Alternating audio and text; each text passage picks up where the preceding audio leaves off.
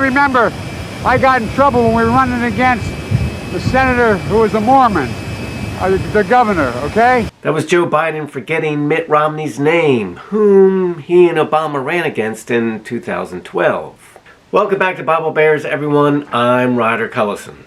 Guys, before I get on with this segment, don't forget to hit that subscribe button and the bell notification so that you will be alerted the next time I post a new video. Now, it's not a huge deal that Joe Biden forgot Mitt Romney's name.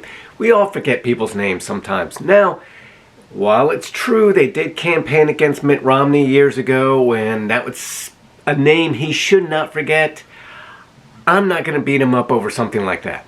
But then we get this. So why should people who feel that they are better off today under the Trump administration vote for you? Well, if they think that, they probably shouldn't. Now, you're campaigning for president, you probably shouldn't say, yeah, you shouldn't vote for me then. That's what we call a gaffe. That's a huge gaffe. Now, forgetting Mitt Romney's name, that's a gaffe as well. Maybe Joe Biden was just having a bad day. Look, being on the road, traveling from state to state, especially when you're in your 70s, it's taxing. Taxing mentally, taxing physically. Maybe he was just annoyed. Speaking of being annoyed, check out this gem from 4 years ago. Understanding what you may hear about me, I have incredibly good judgment. One, I married Jill. And two, I appointed Johnson to the academy. I just want you to know that. Just clap for that, you stupid bastard. Yeah, that was 4 years ago. He's now 4 years older. He's even more crotchety and grumpy. Kids at Thanksgiving table will giggle about their grandfather who says crazy stuff like this. But that's not so crazy as this. And by the way, you know, I sit on the stand and it get hot. I got hairy legs that turn blonde in the sun. And the kids used to come up and reach in the pool and rub my leg down so it was straight, and then watch the hair come back up again. They'd look at it. So I learned about roaches. I learned about kids jumping on my lap. And I've loved kids jumping on my lap.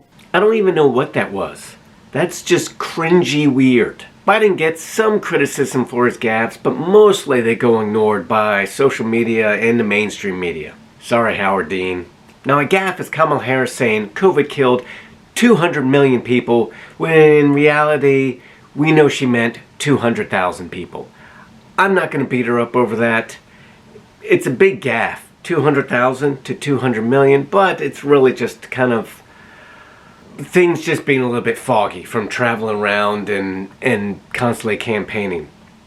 But this is more than a gaffe. You know, we have to come together. That's why I'm running. I'm running as a proud Democrat for the Senate. Forgetting that you're running for president isn't a gaffe.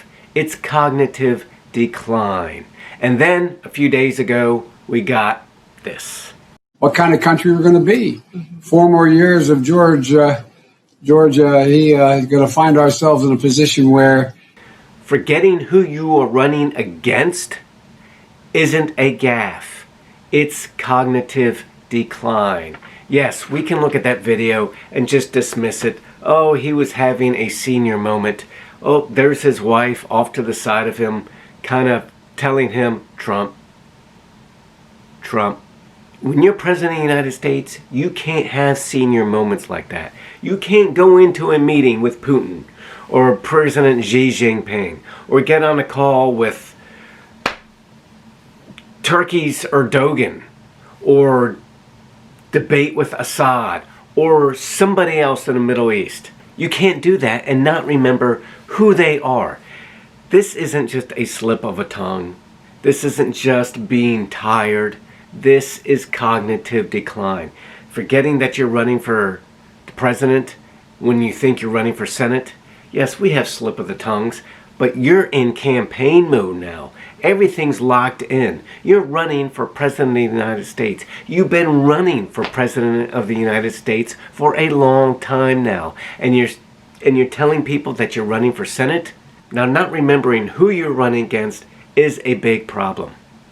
But thinking that you're running against George Bush, who was president 12 years ago is a big problem. Not only did he think he was running against George Bush, he couldn't even remember George Bush's last name.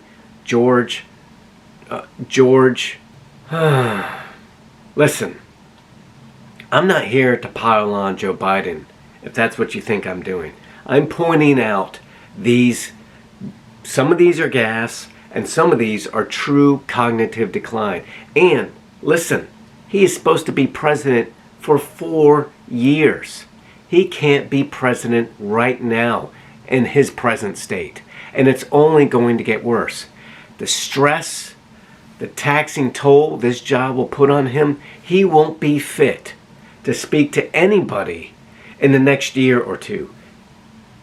You are not voting for Joe Biden this election. You are voting for Harris. But what I want you to do is pray for Joe Biden and his family. Not pray for him because he's going to be our next president. Just pray for him because he may be in early onset dementia. He may be dealing with some significant cognitive decline that comes with old age. So, rather than ridiculing him because of his gaffes, which, yes, you can accuse me of doing, I want to point out that we should be encouraging people to pray for him. Even though I'm not voting for him, even though you may not be voting for him, we should not be rubbing our hands together with glee or salivating over his frequent verbal missteps, over the fact that he's declining mentally. What we should be doing is taking a knee. When you play sports, someone on the other team that you're trying to beat, it could be the top scorer of the other game.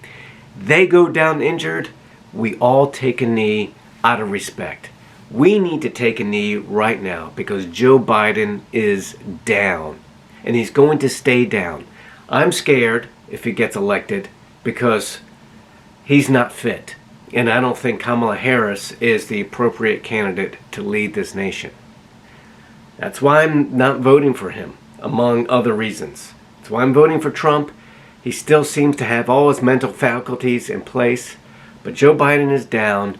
We need to take a knee out of respect. And we need to pray for that family. Guys, what do you think? Put it in your comments below. I would love to hear from you. Do you really think he has cognitive decline?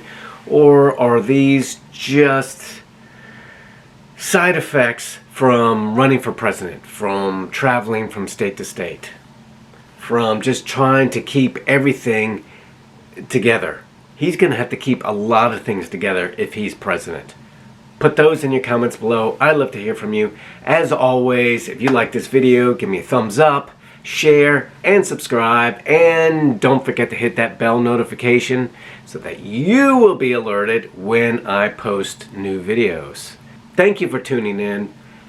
Have a blessed day. I love you. See you next time.